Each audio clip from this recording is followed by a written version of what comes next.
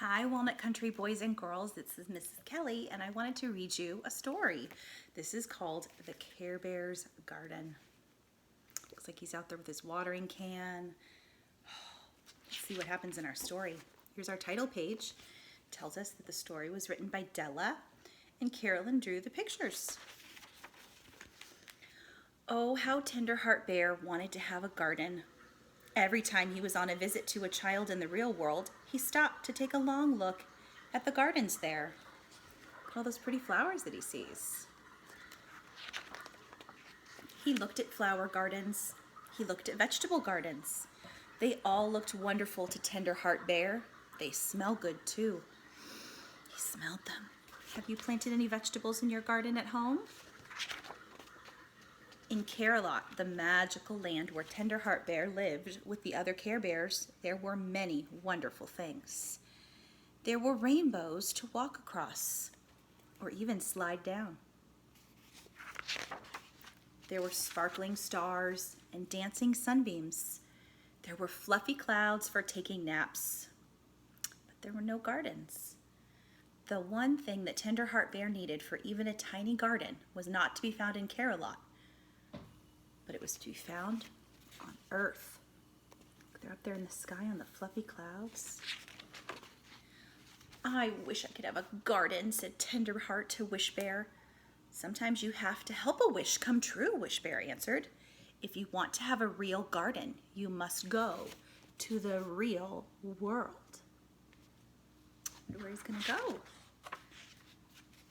A garden is a lot of work, Tenderheart, said Friendship Bear. I'll come with you to help. Well, they're going to go do it as a team. How nice. I'll come too, said Good Luck Bear. You'll need a little luck to help your garden grow. There he is with his little 4-leaf clover. Means good luck. So Tenderheart, Friend, and Good Luck Bear left Camelot to find a garden for Tenderheart. The first place they looked was a pretty little town.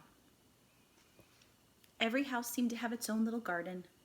Petunias spilled out of window boxes, and rambling roses climbed picket fences. Sound like your neighborhood, maybe?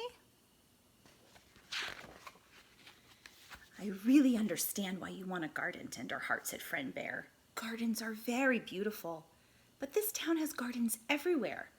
I don't think it needs any more.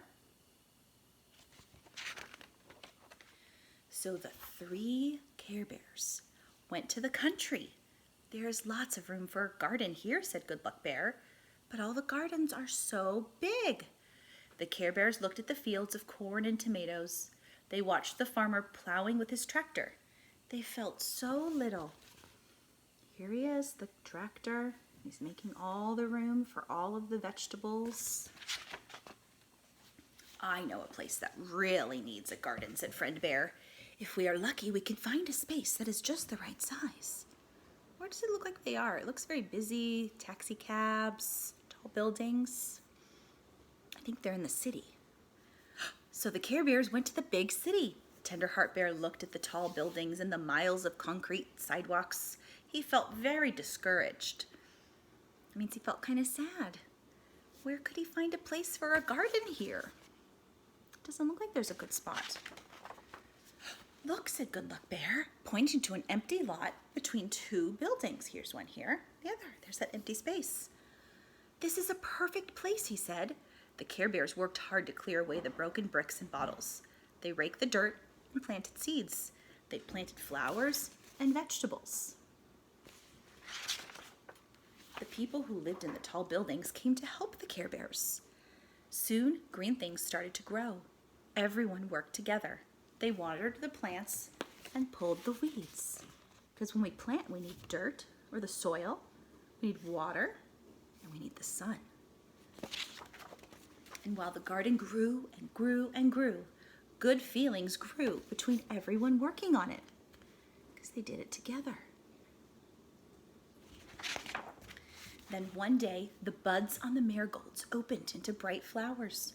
Tenderheart Bear found some tiny green tomatoes on the tomato plant. Everyone was happy to have a garden. Tenderheart Bear was the happiest of all. I hope you enjoyed the story, And I miss you all, and I hope to see you all very soon.